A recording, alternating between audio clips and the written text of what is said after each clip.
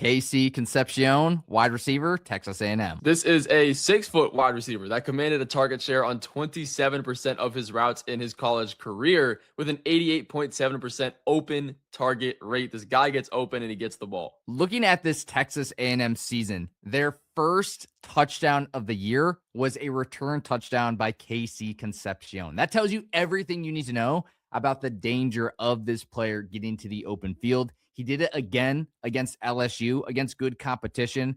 This guy is scoring touchdowns. He's dangerous to get the ball to. Got a kick away from him. Same thing in the receiving game. He's got a touchdown against Mississippi State.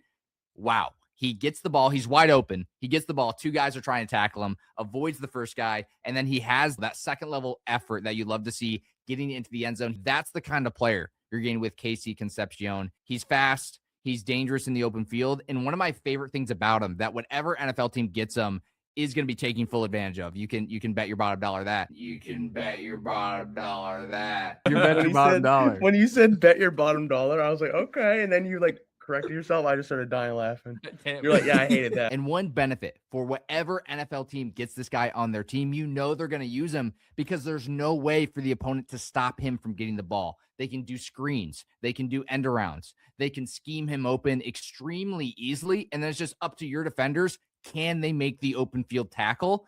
And that's what makes him so dangerous and so coveted by these NFL teams. I completely agree with Seth on some of these strengths here. It's pretty obvious when you look at any film and the analytics and the stats back it up. The yards after the catch ability, the explosion, just the general separation from a route running perspective is elite for the wide receiver class. Like, his burst is insane. He drops his hips into his breaks and he explodes out of them, getting downhill almost better than anybody in the class. That makes him a legit nightmare for any DB to mirror. Anytime I've ever tried to run a route, I never drop my hips and it looks absolutely disgusting. So when I see somebody do it, I know it's just a art of football, and he does it really, really well.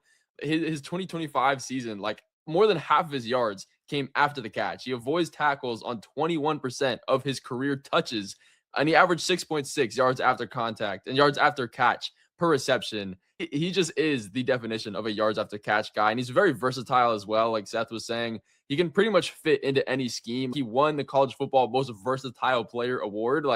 That should tell you everything that you need to know. A borderline my guy for me. He played in the slot a lot. He lined up outside on 65% of the snaps as well in 2025. So you can really put him wherever you want, and he's going to get open. He's going to make an impact. But with any player, you have to limit the glaze. There is a little bit of weaknesses in his game. The first one is his drop rate. He had 19 career drops on 186 catches. It's almost about a 10% drop rate. He caught only 63.5% of his targets and converted just 45% of his contested opportunities. Now, a lot of that can go with the quarterbacking situation. His QBR when targeted was a decent amount lower than you would have wanted and would have expected, though. In zone, he does struggle a little bit compared to man. He averages 2.6 yards per route run against man coverage in college.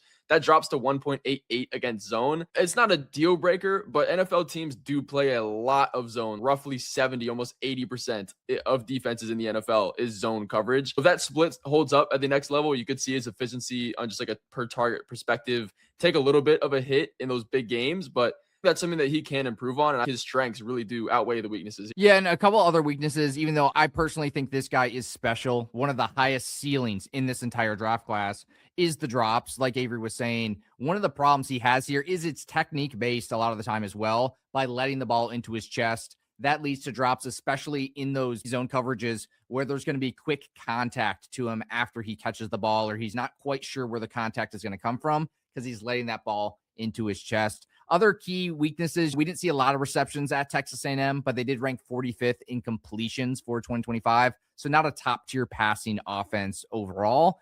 Then the one other thing that you wouldn't really expect, but he's not the fastest guy. 4.46 speed. That's not slow by any means, but for a wide receiver, that's not a burner. Like we know some of these guys are running 4.2 something, but he is very quick in his acceleration. That's what makes him special. That's what makes him such a dynamic player, is his acceleration going from stop to start versus long down the field burning speed. Yeah, 100%. I agree with that. And when you take all of this information and put it into an NFL player comp, it can be hard for a guy like this.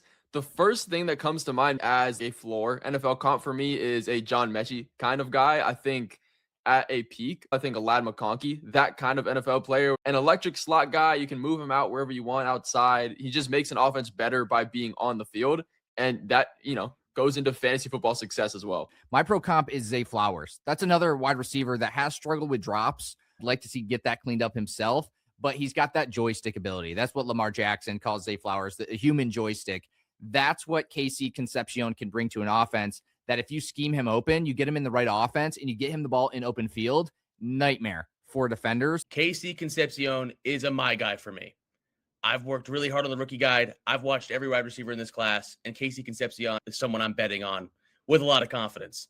He is someone who is extremely versatile. He had 3 rushing touchdowns in his collegiate career.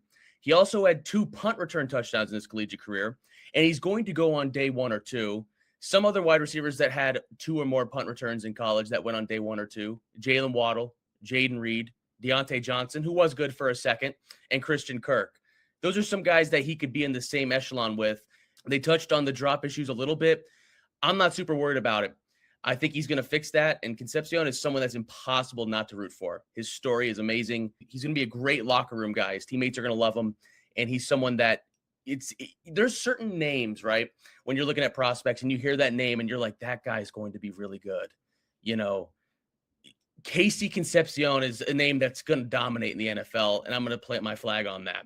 If we're looking at player comps, looking back to when he was in college, I was a massive fan of Rashid Shaheed. And since I'm a massive fan of Rashid Shaheed, it's impossible for me to not be a huge fan of KC Concepcion because I see a lot of Rashid Shaheed in him. I know the 40 wasn't the fastest, but I think his acceleration and game speed is entirely different than running straight for 40 yards with no pads and no ball in your hands. On the floor side for KC, I can see someone like Andre Roberts, who is like a special teamer guy, similar size.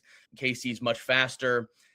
If KC really develops into more than just run down the field and catch the ball guy, I see a Santonio Holmes-esque future for him if he really locks in, goes to the right spot, gets manufactured the ball. If he wants to be Santonio Holmes, he's going to have to fix the drops. He's going to work very hard to do that.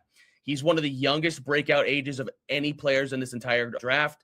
He broke out at 19 years old. He's young. He's super talented. And whatever team gets him is going to have a great player on their hands. No doubt, KC is a my guy for me.